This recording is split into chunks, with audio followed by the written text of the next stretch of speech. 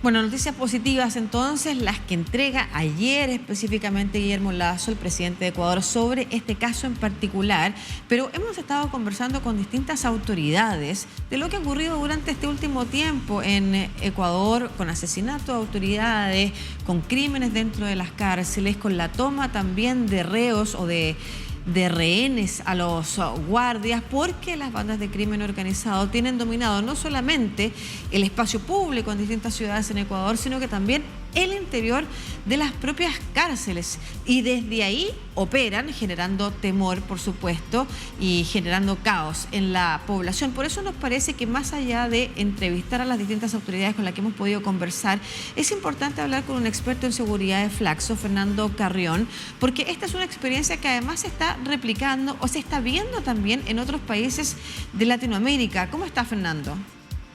¿Qué tal, Lucía? Muy buenos días. Un saludo cordial a todos ustedes. Muchas gracias por esta conversación, por darnos tiempo para hablar de un tema que es tan importante. Antes se pensaba que una persona, un antisocial, además con niveles de delincuencia o de violencia en sus crímenes mucho más bajos que los que estamos viendo ahora, se sacaba de la sociedad, se ingresaba a una cárcel y la sociedad quedaba libre de alguna manera de ese peligro. Hoy día es todo lo contrario. Vemos cómo, estando en la cárcel o fuera de las cárceles, las bandas de crimen organizado no solamente operan, sino que además generan también caos, violencia, crímenes fuertes. ¿Qué es lo que ha cambiado? No, antes se hablaba de que la cárcel era una escuela del delito, una universidad del delito. Y hoy día en realidad lo que tenemos es que el sistema carcelario es la fábrica o la oficina donde se producen los hechos delincuenciales. Lo que hemos vivido en el Ecuador ha sido francamente impresionante, porque para cometer, por ejemplo, un sicariato se puede ir a cualquiera de los recintos carcelarios y contratar ese servicio, o directamente cada una de estas estructuras criminales ejecutan acciones fuera de la cárcel, o lo que hemos visto en estos 3 días de este amotinamiento. Hay conflictos dentro de las cárceles y fuera de las cárceles. Por ejemplo, ayer en Guayaquil se incendió un microbús con pasajeros adentro. Por suerte no se produjo ningún fallecimiento, pero el bus quedó totalmente liquidado. Claro. ¿Y qué es lo que se puede proponer como solución? Nosotros estábamos contando un caso que en términos de violencia no tiene comparación, que es el caso del robo de 2 computadores en Chile de un ministerio, a propósito del robo de la semana pasada ocurrido de 23 computadores desde un ministerio. La persona que receptó fue una abuela contactada por su hijo desde la cárcel pidiéndole que recibiera los computadores en su casa. Esa persona también está detenida hoy. Estamos hablando que en distintas partes de Latinoamérica y para distintos niveles de gravedad de delito, como usted está diciendo, se está operando desde la cárcel, donde son prácticamente oficinas hoy en día de las bandas de crimen organizado. ¿Qué alternativa le queda a la sociedad entonces? ¿Qué alternativa le quedan a los gobiernos y a los estados para poder proteger a la ciudadanía? La tesis mía es que justamente son oficinas, son fábricas de producción del delito, con una característica adicional que es muy duro lo que voy a decir, pero es real. El sistema carcelario es una institución pública que opera al margen de la ley. Y aquí principalmente por 2 hechos. En la Constitución ecuatoriana, como casi todas las constituciones de América Latina, establecen que los sistemas carcelarios son instancias donde debe rehabilitarse y a partir de eso reinsertarse en la sociedad. Eso definitivamente no ocurre en los sistemas carcelarios. Y la segunda cosa, que es más complicado que eso todavía, es que dentro de las cárceles las estructuras criminales son las que manejan las mismas, las que administran. No es el Estado, no es el gobierno el que administra esas cárceles. Por ejemplo, el caso de la penitenciaría Litoral, que tal como ustedes informaron, es la cárcel más grande que tiene el país. En esa cárcel hay 12 pabellones y cada uno de esos pabellones es manejado por una estructura criminal. Y eso tienen un espacio donde se juntan, eso que les llaman el corredor de la muerte, donde se encuentran y se matan literalmente, por eso se llama así. Pero ¿qué es lo que ocurre? Estas estructuras criminales lo que hacen es manejar un mercado perfecto dentro de la cárcel, que hace que haya mucho más recursos económicos dentro que fuera de la cárcel. ¿Por qué? Por ejemplo, comprar un celular. Pero no solo comprar el celular, sino el servicio de celular tiene que ser pagado. Entrar armas, entrar droga, aceptar visitas, definir celdas, tener las llaves. Es decir, esas estructuras criminales manejan el sistema carcelario en el Ecuador. Prácticamente son estados dentro de los sistemas penitenciarios donde hay quienes gobiernan, quienes lideran, quienes además entregan los servicios, quienes proveen, como usted señala, de productos que se pueden comprar. Todo esto a la vista de, en muchas ocasiones, los guardias, a la vista de guardias que no pueden hacer nada. En distintas realidades penitenciarias en América Latina se habla no solamente de lo que sucede al interior con los presos, sino que también las condiciones en las que se encuentran los guardias. Por ejemplo, en Ecuador, la amenaza, el ser rehenes. Pero estamos hablando también de chantajes, de bajos salarios, de una serie de problemas que conforman el recinto penitenciario desde hace mucho tiempo. Usted tenía razón.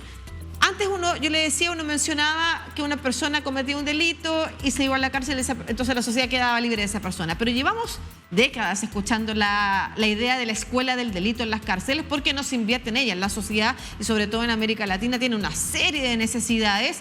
Es muy poco popular invertir dineros en mejorar los sistemas carcelarios, en decir necesitamos rehabilitar a la gente, en decir necesitamos reinsertarla a la sociedad. Bueno, y lo que ha pasado es que hemos ido abandonando, pero no solamente abandonando y dejando esos espacios libres al crimen organizado, hemos ido abandonando también a quienes trabajan para el Estado, para estas instituciones, en algunos casos autónomas, en otros casos no, dependientes de ministerios, y eso también es un punto que hay que considerar. ¿Cómo es la situación en Ecuador ahí? No, es de una fragilidad total. Por ejemplo, se supone que tiene que haber un guía penitenciario por cada 10 personas privadas de la libertad. Pues nosotros tenemos un déficit ahí. Y este rato se ha venido incrementando eso, pero con bajísima capacidad técnica, operativa, logística, etc. Nosotros tuvimos el primer amotinamiento significativo en febrero del 2021. De ahí para acá, en ese amotinamiento fue muy interesante porque se produjeron de forma simultánea en 4 cárceles de 3 provincias distintas, absolutamente distantes. O sea, coordinado. ¿Qué es lo que nos quiere decir eso, Lucía? Que hay mucha organización interna, que hay planificación interna y que hay altísima tecnología de comunicación, logística, de armas, etc. ¿Qué es lo que vemos hoy día en estos 3 días que ustedes mismos ya reseñaron? Ya no son 4 recintos carcelarios, fueron 13 recintos carcelarios. Entonces, ¿qué significa esto? Que se va construyendo un territorio unificado del crimen. Claro. Si al principio, en el año 21, fueron 4, hoy día son 13. A eso se ha sumado en este mismo periodo que la relación del adentro y el afuera es muy clara. Lo que señalaba hace un rato, hay una cantidad de hechos terroristas, bombas, etcétera, que se están produciendo afuera como consecuencia de lo que ocurre adentro. De tal manera que ese territorio unificado, al principio fueron 4 recintos carcelarios, como decía, hoy día son 13. En el primer caso fueron 3 provincias y ahora son 6 provincias. En otras palabras, el Estado está perdiendo la soberanía del territorio. Estoy pensando en el populismo penal, ¿no es cierto? Que es una acusación que se hace desde la academia muchas veces, precisamente cuando se impulsa, por ejemplo, que se aumenten penas, que vaya más gente a la cárcel, lo que no ha producido ningún efecto positivo y al contrario, vemos cárceles sobrepobladas en distintas partes de Latinoamérica sin que eso signifique que el crimen disminuya, al contrario, tienen un lugar donde operan con mucha mayor libertad, como usted señala. ¿Cuál debiera ser el camino según la academia? Entonces, según la investigación y la evidencia que ha mostrado las últimas 2 décadas respecto de la situación carcelaria en Latinoamérica. No, yo creo que hay que revisar el tema de las infraestructuras, sin duda, no son buenas. El Ecuador construyó 3 recintos carcelarios muy grandes. Hoy día la técnica lo que dice es que se prefiere más bien recintos carcelarios no mayores a 400, 500 personas para tener el control justamente de eso. Se necesitan nuevas formas de gobierno de las cárceles para que el Estado retome eso, lo cual significa que hay que hacer inversión bastante significativa. Hay que trabajar mucho en los guías penitenciarios para que se formen, para que tengan logística, para que tengan conocimientos mínimos para que una cosa de ese tipo ocurra.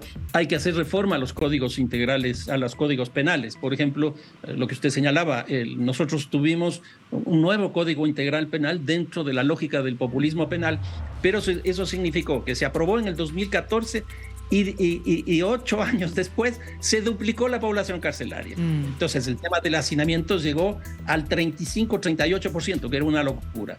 Entonces hay que hacer una reforma también del Código Integral Penal. Yo me encontré, por ejemplo, con una amiga hace 6 meses y le dije, bueno, ¿cómo estás? Me dijo, pésimo, acabo de salir de la cárcel. Le dije, ¿a quién mataste? Me dijo, no, simplemente tenías llantas lisas y por eso te metieron presa. Sí, 3 días. No puede ser que todos los este tipo de disrupciones, llamémoslo así, conduzcan a la cárcel.